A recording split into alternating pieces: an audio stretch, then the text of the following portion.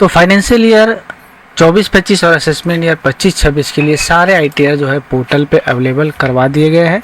अब आप इसे पोर्टल पे जाके फाइल कर सकते हैं जो भी आपका रिलेवेंट ITR है। कोई भी ITR भरने से पहले आपको कुछ बेसिक चीज़ें जो है, जो बेसिक पॉइंट्स है उसको कंसीडर करना बहुत ही ज़रूरी है ताकि किसी तरह से कोई दिक्कत ना हो। खासकर जब ITR 1 भरते हैं, क्योंकि मैक्सिमम जो सैलरीड पर्सन है और वो अपना ITR 1 भरते हैं। ITR 1 भरते समय कौन कौन से प्रिकॉशंस है, कौन कौन से मिस्टेक्स है जो कॉमनली लोग करते हैं, जिसके कारण नोटिस डिपार्टमेंट की तरफ से आती है उनको और दिक्कत का सामना करना पड़ता है। तो इनिशियली अगर आप इन चीज़ों को ध्यान में रख के अपना ITR भरें तो आपके पास कोई दिक्कत का सामना नहीं करना पड़ेगा। तो चलिए एक एक करके वो सारे हम लोग पॉइंट डिस्कस कर लेते हैं जिसके कारण आपके पास नोटिस ट्रिगर हो सकती है। तो सबसे पहला चीज़ है, आपको अपना ITR जो है वो सिलेक्ट करना होगा। जो कॉमन मिस्टेक होता है, नंबर 1 अपना प्रॉपर ITR आपको सिलेक्ट करना होगा। कभी कभी क्या होता है ना, मैक्सिमम टाइम कभी कभी क्या कई लोग गलत ITR भर लेते हैं। मान लीजिए आपने एग्जाम्पल के लिए बोलते हैं कि पूरे साल में 48 लाख का आपका जो है सैलरी का इनकम हुआ है और कैपिटल गेन 2 लाख रुपया हुआ, ठीक है। तो कैपिटल गेन जैसे आपको पता है कि एक सर्टेन लिमिट तक ये अलाउड नहीं है। तो अगर आपके पास ये जो ITR 2 का एलिजिबिलिटी बनता है, क्योंकि 1 में सिर्फ आपको एक 1.25 लाख, अगर 25-26 की बात करें असेसमेंट ईयर, तो 1,25,000 तक ही अब कैपिटल गेन अलाउड है। तो इस केस में 2 लाख हो गया आपका। तो 2 लाख अगर आपका कैपिटल गेन है तो आपके पास आपके लिए ITR 2 जो है वो अप्लीकेबल होगा। लेकिन आपने ITR 1 भर दिया तो ये गलत ITR हो गया, ठीक है। तो अगर ITR 1 भरे हैं तो आप ये क्या है, अंडर सेक्शन 139 सबसेक्शन 9 में डिफेक्टिव ITR हो जाएगा। तो ये आपको बताता है कि गलत ITR भरने से आपको दिक्कत आ सकती है, आपके पास नोटिस आएगी। तो प्रॉपर सही ITR सबसे पहले चुने आप।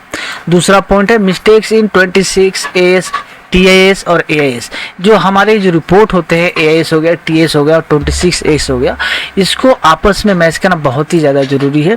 क्योंकि बहुत से जो चीज़ें हैं, बहुत से रिफ्लेक्शन जो है अभी ऑटो हो गए हैं, ऑटो रिफ्लेक्ट होते हैं।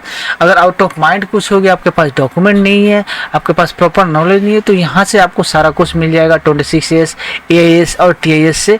इसीलिए आप इन तीनों को रिपोर्ट को आपस में मिलाना बहुत ही ज़रूरी है। मिलाने के बाद ही अपना ITR आप भरें।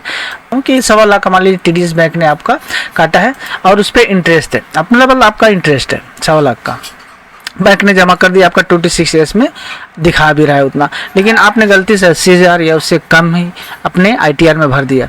तो यहाँ आपने कम कर दिया, आपको ज़्यादा इंटरेस्ट काटा गया है, लेकिन आपका जो है 80,000 यानी कि आपने कम ही लिया। इस केस में भी क्या है, आपके पास नोटिस ट्रिगर हो सकती है। इसलिए हमेशा अपना ये जो रिपोर्ट है 26 AS, AIS हो गया, TS हो गया, आपस में मिलाकर ही और अपने जो भी डॉक्यूमेंट है उसके साथ क्रॉस वेरिफिकेशन करने के बाद अपना ITR भरें। तीसरा पॉइंट हो गया नोट रिपोर्टिंग इंटरेस्ट इनकम। बहुत से लोग ये गलती करते हैं कि अपना FD का इंटरेस्ट हो गया, सेविंग बैंक का इंटरेस्ट हो गया, ये रिपोर्ट ही नहीं करते। माइनर समझते हैं, छोटा मोटा रहता है या मिस कर देते हैं, लेकिन नहीं, आपको ये रिपोर्ट करना है, मैंडेटरी करना है, कंपलसरी करना है अपने ITR में, ठीक है। बस एग्जांपल के लिए मान लीजिए रीना को 12,000 का इंटरेस्ट मिला FD पर, 3,500 का सेविंग बैंक अकाउंट पे, 12 और 3.5 15,000।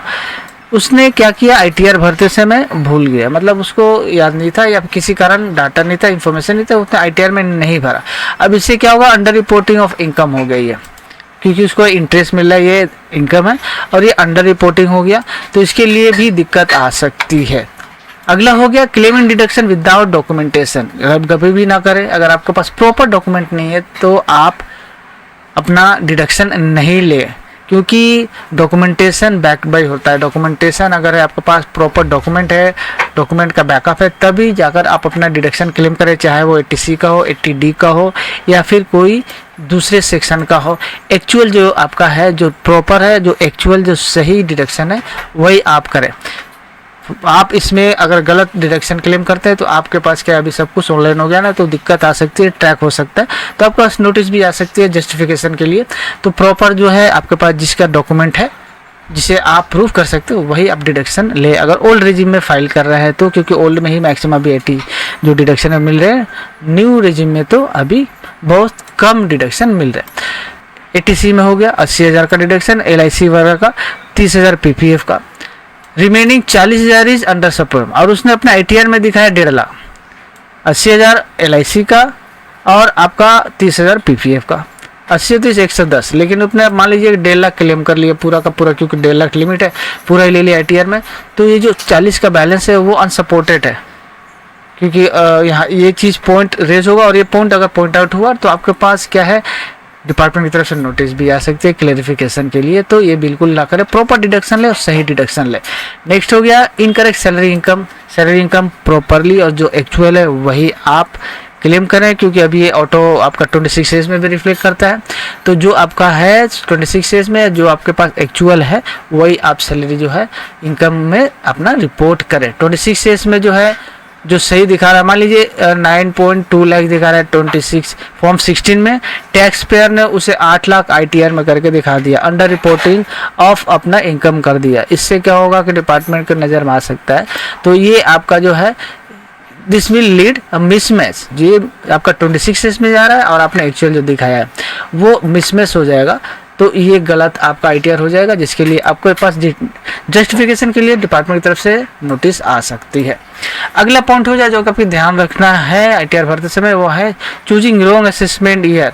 गलत असेसमेंट ईयर बिल्कुल ही ना चूज करें। अभी जो है 15 सितंबर से पहले जो भरना है वो उसका असेसमेंट ईयर आपका 25-26 है, और असेसमेंट ईयर 25-26 के साथ आपका फाइनेंशियल ईयर भी याद रखेगा, फाइनेंशियल ईयर हो गया उससे पहले वाला ठीक होता है, यानी कि 24-25 आपका फाइनेंशियल ईयर और असेसमेंट ईयर 25-26 है।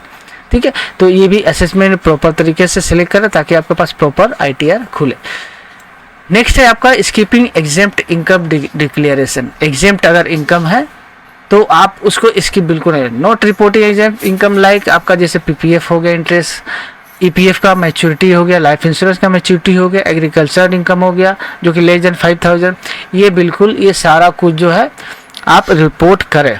ठीक है, जो एग्जेम्प्टेड लिमिटेड लोग होते हैं ना कि एग्जेम्प्टेड लिमिटेड नहीं से रिपोर्ट करना, नहीं, आपको रिपोर्ट करना है प्रॉपर, आपका जो एक्चुअल है वो आपको रिपोर्ट करना है। जैसे मान लीजिए 55,000 का आपको मैच्योरिटी LIC का मिला था under section 10 sub section 10D के अंतर्गत, लेकिन आपने उसे एग्जाम में नहीं डाला, आपने उसको नहीं डाला, तो ये क्या है, मिसमैच हो गया। ठीक है, तो इसलिए आपको भी ये दिक्कत हो सकती है, क्योंकि AIS और आपका 26 एज में सब रिफ्लेक्ट करता है।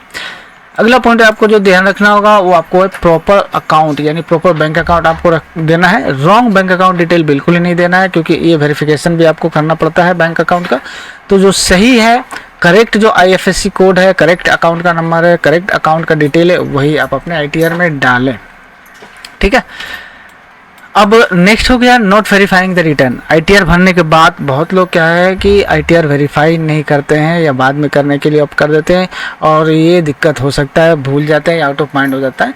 तो filing return but not verifying with in 13 days, 30 दिन के अंदर करना पड़ता है। 30 दिन क्रॉस हो जाने पर आपके पास दिक्कत आ सकती है, फिर क्या है आपको वेरिफिकेशन का दिक्कत हो सकता है और बाकी जो दिक्कत है वो हो सकती है। तो ये सारे पॉइंट है जो कि आपको ध्यान में रखना होगा, जिसके कारण जो है आपको दिक्कत आ सकती है अपने ITR को लेकर। तो ये ITR भरने से पहले ज़रूर इन सभी पॉइंटों को आप एक बार नज़र में रखें और उसके बाद अपना ITR भरें, ताकि किसी तरह की कोई दिक्कत आपको ना हो। तो इस वीडियो को मैं ख़त्म करते हैं। आई होप ये सारे पॉइंट आपको अच्छी तरह समझ में आ गई होगी। वीडियो अगर अच्छी लगी तो ज़्यादा से ज़्यादा शेयर करिए और चैनल के साथ बने रहने के लिए चैनल को सब्सक्राइब करके बेल आइकन को पर सेट कर लीजिए। मिलते हैं नेक्स्ट वीडियो में, तब तक के लिए धन्यवाद।